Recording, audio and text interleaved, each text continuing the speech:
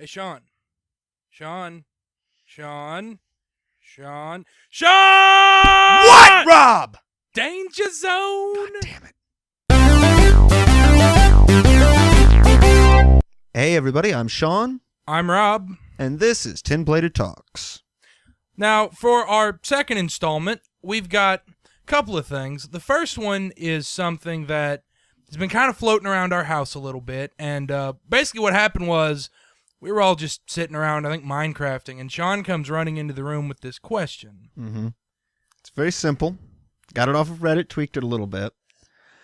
You are about to face an apocalyptic scenario, but you don't get to know what kind of apocalypse it is. You don't know if aliens are coming, or it's the Rapture, or Galacticus. or the Mayan apocalypse where all the tools rise up. But you have to pick 4 characters. Presumably you're going to want fictional characters and not real people, with whatever spread of powers or qualifications or whatever you want to be your apocalypse survival team. They are not necessarily going to get along with each other, but for whatever meta reason, they're willing to drag you along in their apocalypse survival. The 2 caveats we added are that you can't pick bullshit characters. No Superman levels of power, no Doctor Strange, nothing like that where their powers are basically whatever the writer gave them. Yeah, like you couldn't pick any religion's god, but if that god appears as a character, for instance, Thor is off limits as the Viking god of lightning. Mm. The Marvel character in play. Right. Odin, however, off the board no matter what. The Christian god is, yes, in fact, a Marvel character. He appeared in a Fantastic Four episode. He did. But no fucking dice. Right. The other caveat is at least vaguely humanoid. Like, you can have Optimus Prime, you can have R2-D2, but you can't have, like, what was that lantern you mentioned who's actually a planet? Oh, well, yeah, this came up because somebody mentioned Talon from Farscape. I have no idea what that is, but when they said it was a talking ship, I was like, well... Not talking, it's just living. It can only communicate through its translator, its pilot. See, and I was like, well, can I have Mogo, who is a sentient, sapient planet who communicates, moves of his own free will, does whatever he wants, and is also the single most powerful Green Lantern ever. We cut those out because we're trying to keep real, well-thought-out choices and not just picking the 4 most OP characters you can in all of fiction. Yeah, because it's, well, fuck your apocalypse. I go live on Mogo, and he grows me beer trees. Problem solved. Yay, beer trees. Right. So, those were the rules, and we spent about 3 days straight, where if we weren't at work or eating or filming, and anyone that walked into the door of the house got presented this question. Now, so we'll start, and I've kind of thrown out my list. You know, it's a new day, I'm in a new mood. So when you pose this question to me, I get 4. My first thought is Hal Jordan, Guy Gardner, Jon Stewart, and Kyle Rayner. I want the 4 Green Lanterns of Earth, because I'm thinking, yeah, I would be surprised if you could name a problem that 4 lanterns going back-to-back couldn't solve. Something yellow. Well, the yellow impurity's been worked out through storylines, but at the same time, it also does give me so much overlap. If you can beat one, you can probably beat all 4 of them. Right. You know, if the apocalypse happens to be a flu, that actually did almost kill Guy Gardner one time. Yeah. Took another sentient smallpox that was a Green Lantern to save him. Okay. Although I will say... It's a weird storyline. Yeah, it was... Anyway, one of the dark times. Yeah. Well, no, the virus that got him was a yellow lantern because everyone was afraid of this virus because it killed everyone it ever met. Ah. So then you found a sentient smallpox that was like, I'm a good guy. I can't help what I am, and made him a Green Lantern. But I will have to say, for my first choice, it's Harry Dresden. All right. Because he's not... he's good in a fight. But if I can buy him a couple hours... Well, you might want to mention that he's from a book series called The Dresden Files. There's also a TV series based on it. They aren't too terribly similar, but... Also, going to go ahead and say it now. Spoiler warning.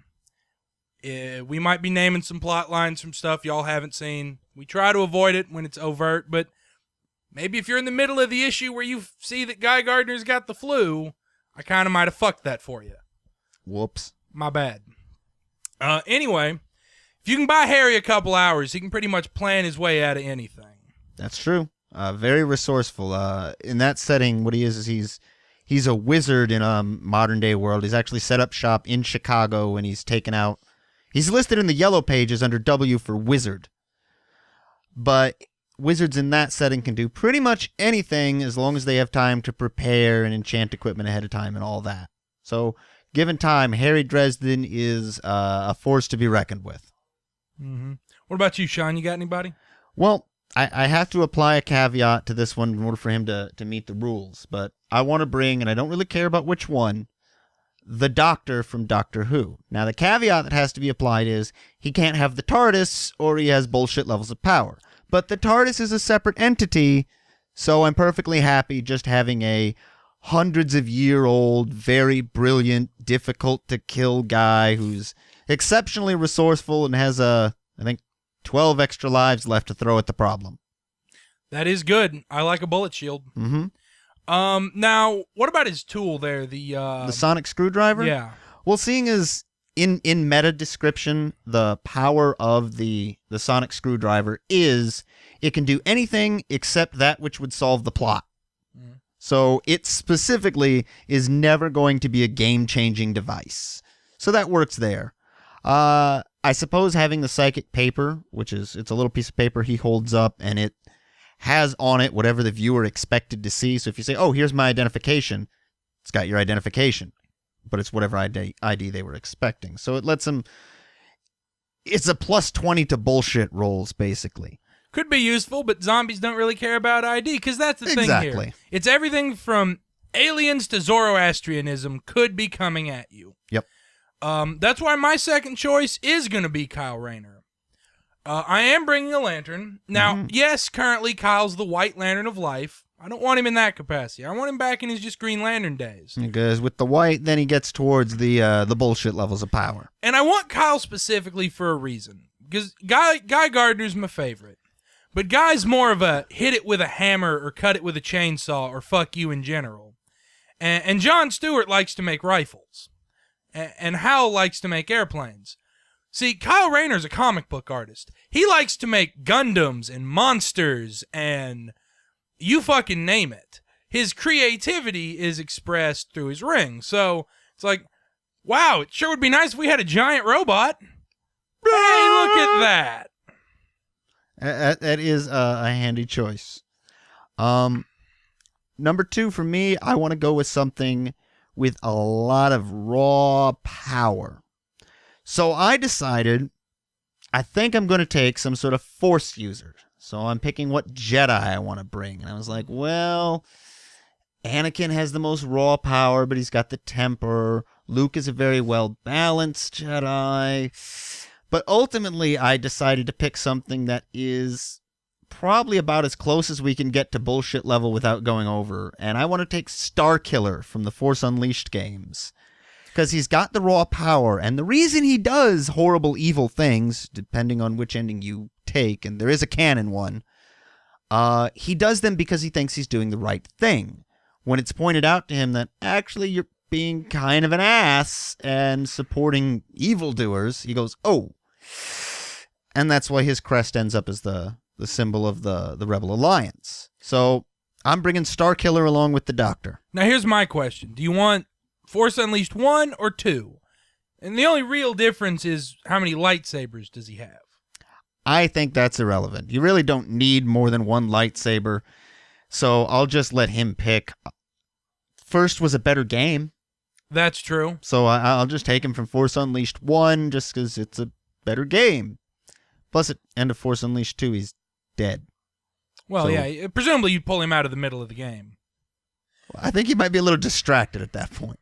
Yeah. I think for my third one, and I'm a little hesitant on this one because here's the thing. There's no reason not to take the absolute most powerful characters that just straddle the line between acceptable and bullshit. Mm-hmm. Take the Incredible Hulk, but also take the Red Hulk, you know? You could walk that line. But I'm thinking to myself, there comes a time when he could be too powerful. If I need a solution that requires creativity or one where it's maybe we don't need a giant green guy calling all the people down on top of us. No matter how tough he is, a bullet still going to drop me like a bag of rocks. That's true. You can't always stand behind him. The Hulk is big, but ricochets are always a problem. So I'm kind of between two characters right now. On the one hand, I'm thinking Jason Todd, the Red Hood. Is specifically that version and not tights-wearing yellow cape Robin? Right, not Robin. See, because I'm thinking, here's a guy who lives in a world where Superman sits up in space looking at the planet and going, I see y'all down there breaking the law. And yet he still manages to pull everything off. He's used to having nothing and coming out on top. That's true. That's true. What was your other? For that same slot, my other thought was Yang from Ruby. Really? Yes. That's the blonde one, right? That is, with the shotgun boxing gloves. Okay. Ruby, for anybody not familiar with it, it's RWBY. It's an animated series that Rooster Teeth does. You can watch it right here on YouTube or on the Rooster Teeth website. It's free. It's fun. It's also on Crunchyroll. Solid show. Animation's still a little rough, but the idea behind it's really cool. Anybody that likes Soul Eater, you'd like it. For her, it's really more a matter of like team building. I've got a lot of really serious guys. You know, Kyle tends to get morose. Harry can be kind of a dragon's also, you know, batshit crazy. A little bit. Yang's more of a let's just have a good time, and also is tough as hell. So I'm kind of between those two. I'm not sure yet. Yeah, well, you're talking about morale building, so this is one I bandied about in the earlier version of my team, and I think I'm going to bring him back. His powers can be pretty varied, but it's undoubtable that he can be the best source of enjoyment for the team to keep morale high. I want to bring Jake the dog from Adventure Time. Now here's, and that's a good choice, because not only can he change his body to any size and shape he needs. He's from a post-apocalyptic world. That's true. He's also good with a sword. Yeah. But here's my question. What's he going to look like? Like, is he going to look like just a beagle that suddenly turns into a dragon, or is he going to look like a cartoon? The different art styles, I think, are something that would have to be brought into the field. Well, I mean, you can imagine what Harry and Kyle and Yang would look like, because they're just people. Mm-hmm. Now, is Kyle in exceptionally good shape, and is Yang ridiculously pretty? Yeah. Sure. But they're still people. Well, he's also, again, from a post-apocalyptic world full of mutants, so I think he'd look like some sort of bizarre yellow mutant dog. Probably would look fairly bizarre and twisted and more cartoony. Plus, that would just sort of add to it all if there's just this little yellow cartoon character wandering around with otherwise normal-looking blokes. See? Well, there you go. You know, I'm thinking about my team, and I'm saying I can name off unreasonably powerful superheroes. Hundreds of them. I can make you 1,000 teams comprised of chief just ass beaters. Fair enough. But that's not the team I would want to try to ride the apocalypse out with. Because if you're going to do it, at least have it be a cool story. Yeah, true. I got carried along like a fat backpack while these 4 guys destroyed everything, and there's no one left for me to tell the story to because I'm on an asteroid now, is not a good story. The time that it was like back to back as the zombies were coming over the wall and we barely made it through is a good story. All right, fair enough. So I'm going to take Yang. Okay, that's your third. And I think I'm going to take Starfire. Starfire? Not the super slutty one from the comics. The one from the Teen Titans. Okay. The cartoon from the early 2000s. The orange chick, right? Yes. Okay. All right, I think that's a fair choice. That leaves me with just one slot left. So I'm going to go with someone who's strong, but not super strong. Well, no, I guess it would be a superhuman strength, but not like comic book superhuman strength. Okay. Thinks very fast. Perception beyond human means. I'm going to bring Lieutenant Commander Data from Star Trek The Next Generation. Anything goes wrong with him, I've already got the doctor along to fix it. He's got a vast repertoire of knowledge. He's got it programmed into him to be able to survive in just about any kind of situation. Durable as shit. I mean, he was... I think he was found disassembled, or maybe that was just lore. I'm not sure, but either way, damn handy person to have along, so I think that's a nice solid team. I've got the doctor for general all-purpose finding a crazy solution to things. Data has the speed, strength, and knowledge to apply what the doctor comes up with. Star Killer is there for when we need raw, brutal, untamed force. And Jake is there for morale and the X factor of his bizarre little stretchy power things. There you go. I've got Harry for when it's, look, man, I can buy you some time, but you got to figure this shit out. He also knows how to use a revolver.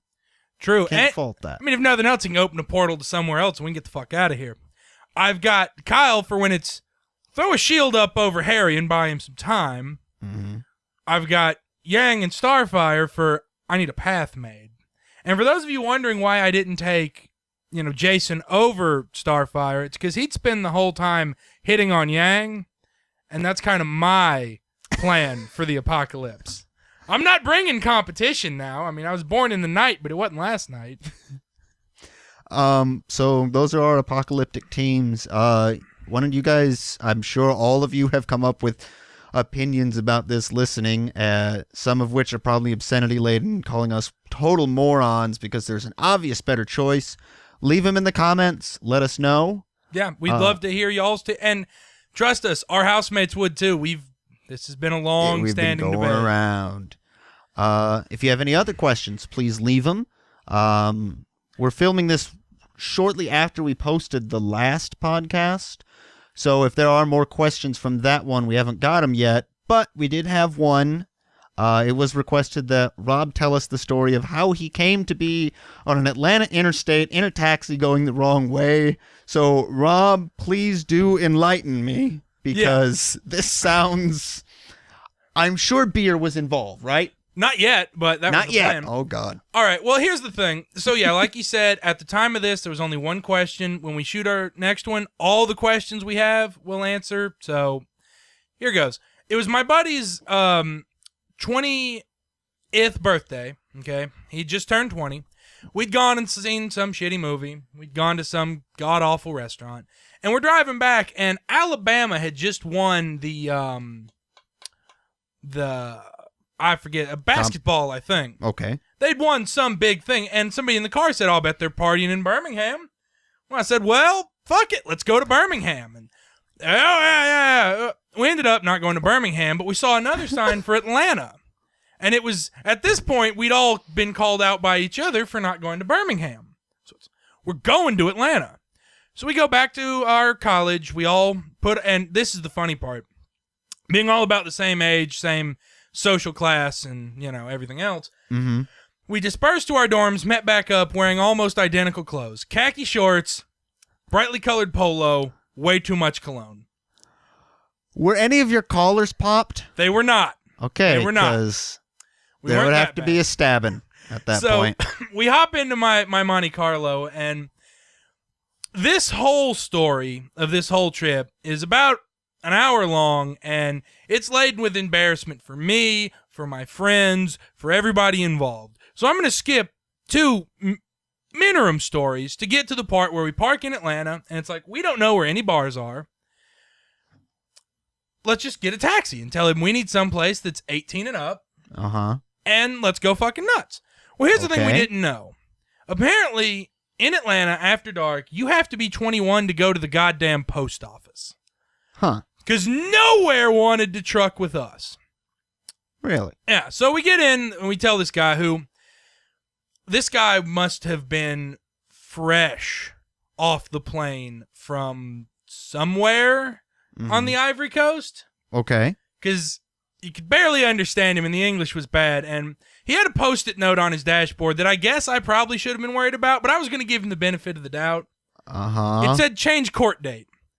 Now, I was not positive it was traffic court. I was going to give him the benefit, and maybe he's a deadbeat dad. You know, something honest. Maybe it was his court date for immigration and naturalization. Exactly. Plenty of legitimate reasons to go to court. Maybe he was suing someone for an injury. Lots of legitimate reasons to have a court date. Exactly. So I would not display it in my place of business. Right. So he cranks this bastard, shoots down the on-ramp, gets in the middle lane because y'all know there's a 10-lane interstate, 5 lanes each direction, around Atlanta. In the middle one. Cars are shooting past us. I am in that scream where you're not making noise, you're just... and I swear to you, he makes it 100 yards easy, realizes what's going on, and this is what he says to me. He goes, "It happened! It happened!" And I finally stammer out, to who? To who does this happen? Now, you might think a normal person would give up driving, or at least whip around and go with the flow of the traffic they've just so grievously offended. No, no, no. Little Johnny No Lane there throws this van in reverse, stomps it, reverses the entire way back up the ramp, and then keeps driving. And I'm like, I need out. And he goes, he gets back and he goes, "It happened. It happened. Okay. I take you where you go. You no charge, just tip. Oh, shit. And I'm over here going, I got a tip for you, buddy. Let me out of this fucking car. We drive on the right in this country. Yeah. So I'm like, boys, money. Just start throwing me cash. Here, let us out. So we get out, and it's decided we are going to hike across Atlanta to get back to my car because fuck all this. So that's that segment of the story. Oh, God. It got worse. I think we may need to hear a continuation of this on a future episode, but again, guys, leave us whatever questions you have. We will get to them. Yeah, let us know who your four choices are for the apocalypse. Remember, you don't know what kind of apocalypse it's going to be. They have to be at least vaguely humanoid, and no bullshit choices, guys. Come on. You know what we mean. Don't fiddle around. If you think it might be too overpowered, it is. Pick someone else. Goku from Dragon Ball Z, too overpowered. Pretty much any character from Dragon Ball Z is too overpowered unless you assume that them standing there screaming for 20 minutes is not a narrative choice and is actually what they have to do, because then at that point, about any other super-powered character in existence could just walk up to him and smack him in the face while they're going, "Ah!" endlessly. Right, yeah. But that's all we got for you guys. Thanks for watching. This has been Tin Plated Talks. I'm Sean. I'm Rob. We'll see you next time. Bye.